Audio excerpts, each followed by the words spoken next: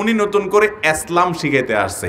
আপনাদের কি ইসলাম দরকার না ইসলাম দরকার? হিজবুত তৌহিদে আপনাদের পছন্দ হয় না, নামে ভুল ধরেন, ইসলামে ভুল ধরেন। হাফিজে কোরআন বলবেন কেন? আপনি বলবেন হাফিজে কোরআন। আপনি এশার নামাজ বলবেন কেন? আপনি বলবেন ঈশার নামাজ। কাফের বলেন কেন? জালেম বলেন কেন? একারটা পাইলেন কোথায় আপনারা? রসুল তো ইসলাম প্রতিষ্ঠা করেছেন, আপনারা নাকি ইসলাম প্রতিষ্ঠা করতে চান। এই ইসলামটা কি নতুন কোনো ধর্ম কিনা? ইসলামটা আসলে কি আপনাদের?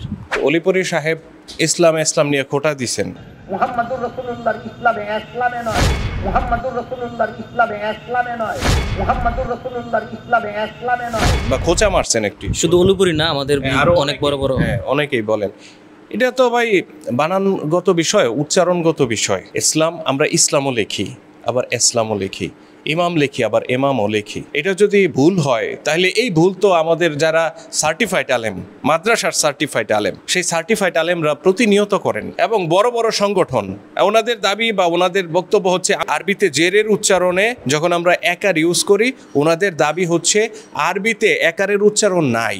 হ্যাঁ, আমরাও তো জানি প্রচলিত বর্তমানে যেটা আছে, বর্তমানে বা গত প্রায় 100 বছর ধরে আরবি ভাষাটাকে যেভাবে উচ্চারণ করা হয় বা যেভাবে ওদের ব্যাকরণটা যেভাবে ওনারা দাঁড় করাইছেন, এই গত 100 বছরের মধ্যে সম্ভবত এটা ইউজ করা হয় না, একার ব্যবহার করা হয় না। কিন্তু এর আগে যদি আপনি যান তখন কি একার ইউজ করা হইতো না?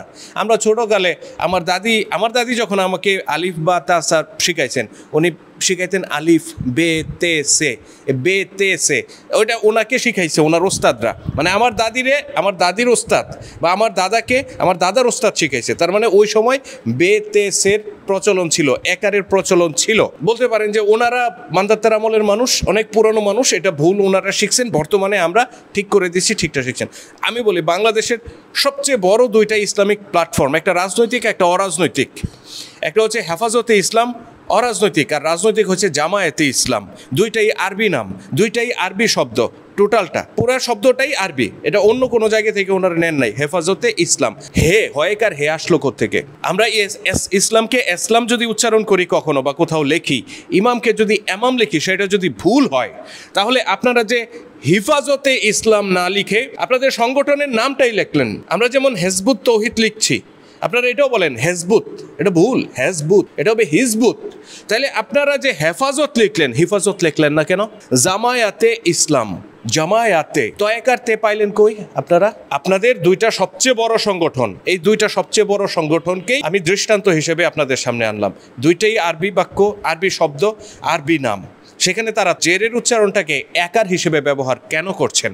যদি করে থাকেন তাহলে আপনাদের নাম চেঞ্জ করেন, আপনাদের নাম চেঞ্জ করবেন। যদি আপনাদের নাম চেঞ্জ না করেন তাহলে হিজবুত তৌহিদ যদি হেজবুত তৌহিদ লেখে, হিজবুত তৌহিদ যদি ইসলামকে ইসলাম লেখে বা ইমামকে এমাম লেখে, তাহলে আপনারা কোনো কথা বলতে পারেন না। যদি বলেন এটা ভুল, তাহলে আপনারা নিজেরাই তো ভুলের মধ্যে নিমজ্জিত। আর যদি বলেন আপনাদেরটা ভুল না, তাহলে আমাদেরটাও ভুল না। মজা লাগে না? খালি ভুল ধরতে হবে, এই জন্য ভুল ধরা। মানে যারে আমার পছন্দ না সে যে হাটে, এটাও আঁকা বাঁকা মনে হয়। এটা বাংলা একটা প্রবাদ। তো হিজবুত তৌহিদে আপনাদের পছন্দ হয় না, নামে ভুল ধরেন, ইসলামে ভুল ধরেন, ইমামে ভুল ধরেন। আপনারা তো প্রত্যেক দিন বলেন হাফেজে কোরআন বলবেন কেন? আপনি বলবেন হাফিজে কোরআন।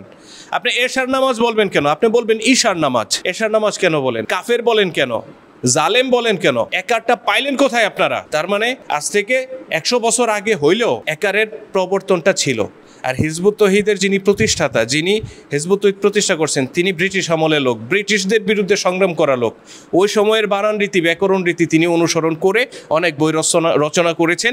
সেই অনেক বইয়ের মধ্যে এই একারটা আছে, ওনার রচিত বইগুলো। আর আমরা সাম্প্রতিক সময়ে, আমরা যারা বর্তমান জামানায় এখন এই যুগে আইসা আমরা পড়াশোনা শিখেছি, আমরা আমাদের লেখাতে রসইকারি লিখছি, কিন্তু ওনারা লিখছেন এবং ওনার আমলের আমাদের যারা নেতৃবৃন্দ আছে তারা একারটা ব্যবহার করেন। তা আপনারা তো ভুল ধরতে পারেন না। আপনারা